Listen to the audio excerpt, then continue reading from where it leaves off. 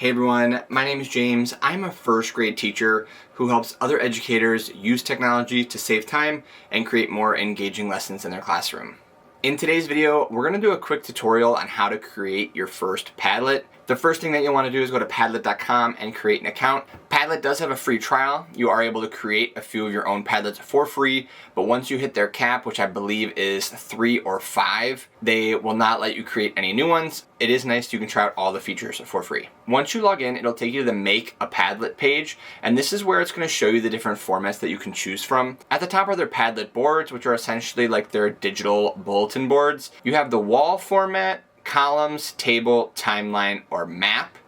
If you want to see examples of how other people have used these formats, you can hit see examples to show you, so that way you could see. And then you have the sandbox formats, which are more of like an online whiteboard where multiple people can all log in at once. For today's video, I'm going to show you how to create a typical Padlet board. And we're going to use the wall. So I'm going to click on wall. Let's say for my lesson today, I'm going to be teaching about the planets in the solar system. So I'm going to type in solar system as my title. Now I can choose how I want to display my content. So wall is just where the boards are organized with nice space in between each post. Columns, you can categorize content by columns. Grid is pretty similar. The table view is a much more organized and formatted option for you. Freeform is you can put the post wherever that you would like. Rows, it's like columns just going the other way. And you have a timeline, a stream, and a map. I'm going to use the standard wall for our Padlet today. So I'm going to hit done. And as you can see, my Padlet is empty. At the top, we have a couple tools and features that we need to take a look at. The first one is a search bar. So if you create a Padlet with numerous posts and content, you are able to search for one that you're specifically looking for.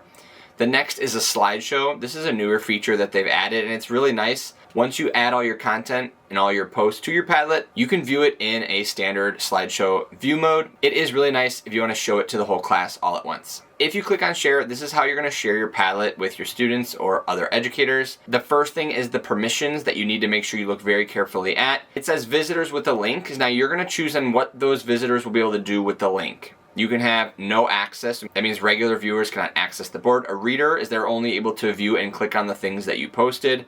Commentator means they can comment or reply to the post you've made. Writer means they can make their own new post just like you could. And moderator means they can write, edit, or approve other people's posts. If I want my students just to view what I created, I'm going to select them as readers. But if I create a Padlet with the intention of having my students upload to it as well, I'm going to make them writers. Unless your students all have a Padlet account, I would require password off, no login for visitors, and you do not have to publish a profile in web. Then we have some sharing features. You can copy the link to share how you would like. QR code's really nice to post to the front of the room. You could even put the students in breakout rooms if you want them to work specifically on a different part of the Padlet. And you have a lot of other features as well. And you have some other sharing features too. There's also a really nice export option where you can export your Padlet as one image, a PDF, a CSV file, or a spreadsheet. Or you could even print it if you would like to do that as well. The next tool that we're going to look at the top is the settings. This is where you'll be able to customize your Padlet a little bit further. You are able to add a description for your Padlet. You have a couple options here. You can use this for your learning objective, just a brief overview of what the Padlet will be about. Really, you could put whatever you want. You are able to add an icon, which will display in the top left corner next to your Padlet. Wallpaper is a nice feature. You can change the background of your Padlet. They have a lot of preset wallpapers, or if you want to upload your own background, you could do that as well. I'm going to pick one that has something to do with outer space, so I think I'll click on this one. You're also able to change the color scheme, the font, the post size, and you can edit your format again if you would like. And there are some other features down here that you can look through, but those are kind of the main ones. So now that we have our Padlet customized and the settings set to what we want, we are able to start posting our content. You will need to click the big yellow post button in the bottom right hand corner, and the first thing that it will prompt you to do is title your post. So think about what you want to add to your digital bulletin board, the things that you want your students to view, the things you want them to access. So if I'm teaching the solar system, I need to think, what do I want on this Padlet that I think students need to know about the solar system? Well, one of the first things I want is information about the sun. I will title this post The Sun. So now I have some options on how I want to upload my information for my students. I can upload a file if I have a worksheet or an article that I want my students to read or access. I would have to upload it. I can also take a picture. AI can create an image. I can upload a link that I found online.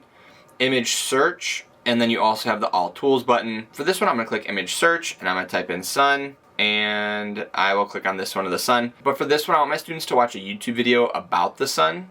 So I'm gonna find that YouTube video and get the link to share on my Padlet. So now that I have the link, I'm gonna paste it down here at the bottom, and then I can also change the color of the background of the post, and I'll hit publish, and it's gonna add it to my board. So now when students join into the Padlet, they're able to see my post about the sun, and then they can click the link for the video that I want them to watch about the sun. And they are able to click on the video that I shared with them. The next piece of content that I think is important for my students to have access to is information about the Earth. So I'm gonna hit post, I'm going to title it Earth, and I'm gonna hit image search for Earth, and I'm able to click on the image that I would like. And now for this one, I found this really neat website for kids where it teaches them about the Earth and has interactive features for them to explore. So I copied that link from the website, and I'll post that down here below. This is a NASA created website especially for kids about the Earth. So I'm gonna change my color. This one, maybe I wanna be blue, and I'll hit publish. And you can see now I have my second post. You can create as many different posts. So for me, I'm gonna create one post about each planet in the solar system. I can add other things such as gravity, the asteroid belt, stars. You can add as much or as little as you want to your Padlet to cover all the information you need to teach your lesson or your unit. As we reviewed at the beginning of the video, once you're done with your Padlet, you are gonna wanna hit share. Depending on how you want your students to view this is how you're gonna share it. If you want students to do something all at once, you might want to use that QR code. So if you click that QR code, it'll display it right on the front of your board in your classroom. It's an easy way for students to scan and log in. If you want them to view your Padlet more during independent time, this is where you might want to copy the link and share it to them with however you share resources in your classroom. That is a simple tutorial on how to create your first Padlet.